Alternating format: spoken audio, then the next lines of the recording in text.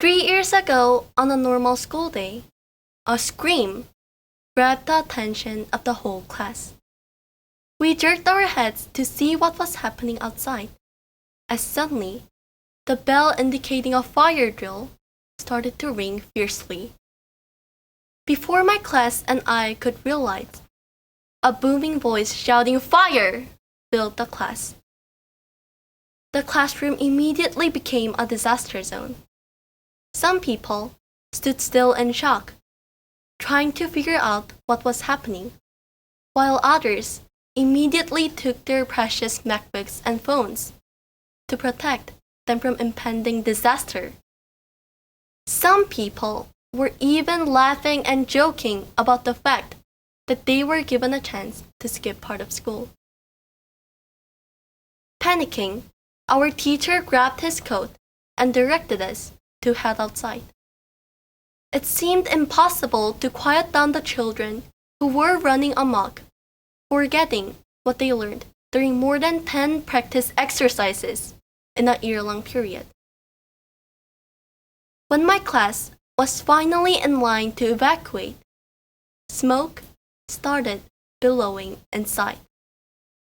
Thick gray haze attacked my eyes, and every time I tried to breathe, I could smell what I mistook for cigarettes or some other toxicity. The fear and the pressure I felt were enormous, and I continuously prayed that I would escape this disaster alive. After what felt like ages, my class was finally freed from immediate danger. I felt like I could never bear to be inside that place again. This is when suddenly, a number of teachers started to rush into the smoking school with faces covered with cloth. They were making sure no one was left inside. I stared with surprise and shock as several teachers continuously weaved in and out of the building, fighting against the thick smoke that scared me as if they had nothing to fear. And while these courageous adults were risking their lives for the sake of students, my peers were excitedly joking and screaming, happy for a distraction. A wave of guilt washed over me, reddening my face. Thankfully, nobody was hurt in the fire, yet I'll always regret how, perhaps unknowingly, I risked my own life and the lives of others because of the role I played in the severe lack of coordination. Even now, I ask myself again and again, what could have been done in the situation to help our teachers? After thinking for a long time, I realized what we were lacking that caused it to get worse. Cooperation. Why is it important to cooperate? Cooperation is the key to solving complex problems. According to Nikolai Steiner of the Institute of Virology Romanian Academy, cooperation increases the effectiveness of the performance in the face of emergencies. Cooperative effort and a sense of ownership among people can result in greater efficiency, increased productivity, and a healthier work environment for all. This may seem obvious now, but when catastrophe strikes, this simple truth can escape us. Reflecting back on my experience with the fire in our school, if everybody was cooperative, it would have shortened the time and decreased the risk of injuries for everyone. Lack of cooperation can indeed lead to severe consequences. A considerable obstacle that has challenged and called for cooperation has been the COVID-19 crisis, especially in countries that value individualism and freedom over collective safety. At the beginning of the crisis, some claimed that the virus was a hoax and that we shouldn't be cautious of it for their own political gains. Instead of preparing to safeguard self and others, populations were divided and fought with each other over how to face it. As a result, the number of coronavirus cases in many parts of the world started to rise exponentially. Acts of selfishness, such as holding non-essential parties, taking off masks, and shouting at doctors and nurses, have been shown all around the world. These conflicts have led to over 128 million coronavirus cases and 2.8 million deaths worldwide. We, at first, had the chance of preventing the severe spread of the virus. We could have saved a number of people's lives, freeing them from the terrible pain they were forced to go through. We, as a world, could have stopped this whole crisis and go back to the times when our lives were not controlled by fear. If we were looking for the situations of others and trying to solve it as a unified group, conflicts wouldn't have started, and we would have found a solution quickly and efficiently as a reliable and respectful group. The lack of cooperative actions of millions of people have led to today's challenge, hindering our chances of winning the fight against the pandemic. Yet, this is hardly a new phenomenon. The COVID-19 crisis is a modern example of the tragedy of the commons. The tragedy of the commons shows patterns of behavior that lead to decreased cooperation. It refers to shared systems of resources whereby individuals act independently for their own interests and gains rather than for the common goods of all users. Let's use an example. Say there are a number of farmers gathered together in a shared field to raise their own cattle. Noticing that there is no limit to the number of cattle a person can own, other farmers introduce the most cattle to the farm for their own wealth. Soon, a farmer suddenly notices that the field is running out of grass and more cattle are starving due to lack of food. Because everybody tried to maximize their own profit in a shared region, it led to depleting all the resources. Eventually, all the cattle starved to death, and nobody in the field was wealthy nor happy. Applying this to our current situation in the pandemic, Paul Atkins writes that the tragedy of the commons can result in behaviors such as hoarding masks, sanitizers, and toilet paper when other people need them, visiting to nightclubs to dance and socialize when we should be social distancing, and taking off masks in public spaces because of personal discomfort. People who take such risks are likely to think that they will never be the ones getting the virus.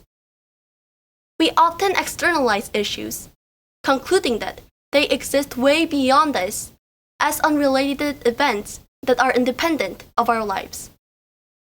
Consequently, it becomes easier to believe that the actions of individuals will never contribute to the severity of the issue. This is flawed thinking that negates fact, and it's called optimism bias. Optimism bias is a cognitive bias that causes someone to believe that they themselves are less likely to experience negative events. Thinking that we are invulnerable and doing the opposite of the protocols based on that idea is an example of optimism bias that were present throughout a pandemic such as this. We have observed how prioritizing individualism and freedom in the midst of a global health crisis have negative impacts on society as a whole.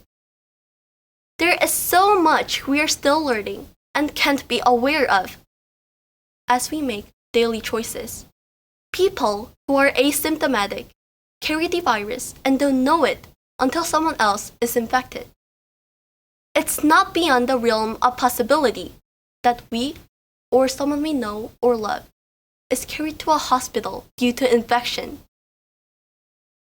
One day, our lives might seem normal, but then the next, we might be the cover story of the newspaper because people blame us for our actions. Since we can neither see nor predict what will happen in the future, we often disconnect ourselves from the serious issue, ignoring the consequences of our actions. While convenient for an individual, it compromises the safety of friends, family, and neighbors. Such irresponsibility and detachment is what truly scares me about this apparent lack of communication and connection throughout a global pandemic. So what can we do to turn the tide of struggle against the virus rather than each other? The easiest way might be to trust the experts and to simply do what you are asked to do. Open lines of communication with the community. Understanding situations where your own choices impact others. And following the protocols that are provided by authorities. Indeed, these are phrases we see on Jeju every day at cafes, in schools, on buses, and they are considered as a standard to lots of us in the audience. These are not the people who need convincing. So here is the most important question. How do we motivate people who refuse to act cooperatively? Again from the article, Atkins corroborates the condition in which people are most likely to cooperate. When they have a sense of common identity, the opportunity to share personal needs, and trust in the group process.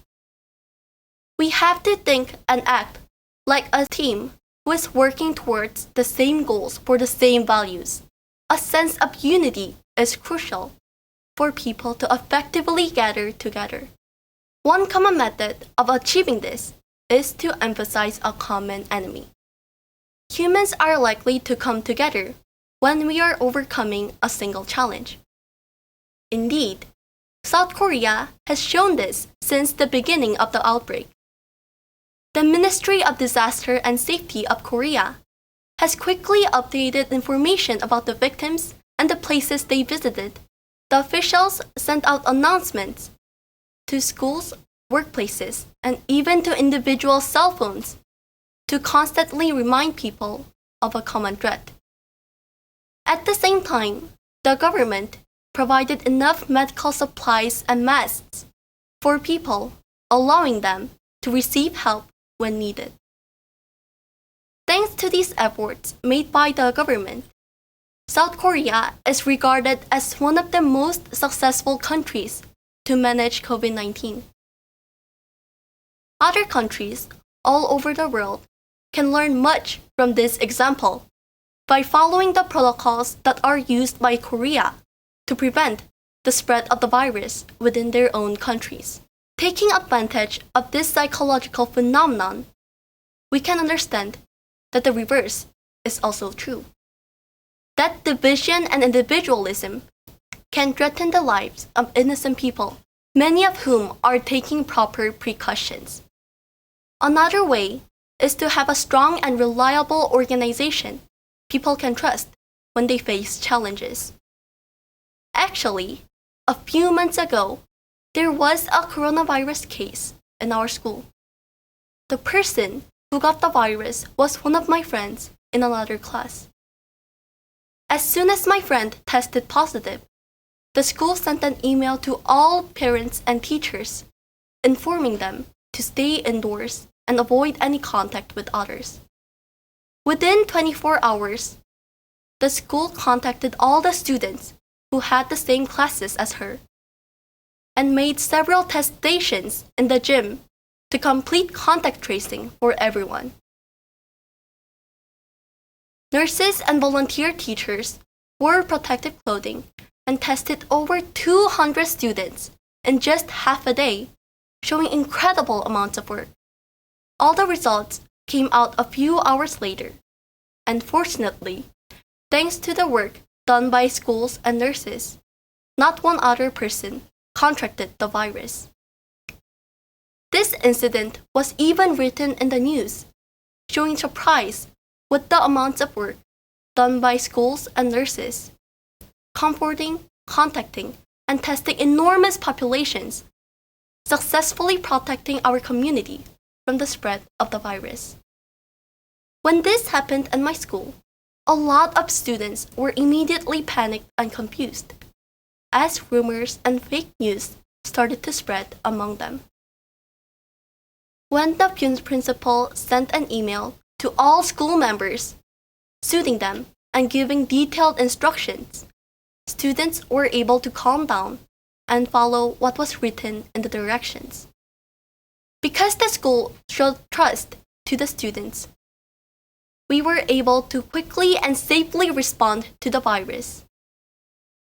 Similar to this example provided by my school, government officials from all over the world can build reliability with the citizens through quick communication of information and clear and trustworthy instructions for people to follow. Bertrand Russell said that the only thing that will redeem mankind is cooperation.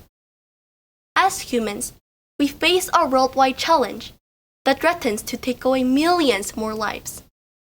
Even after this pandemic ends, future unforeseeable threats will continue to break through human defense systems. Indeed, some extremely dreadful circumstances might even drive humans to an unexpected extinction. No matter how powerful and severe a threat, working together is our best chance to safeguard our communities, teams, and families. Thank you.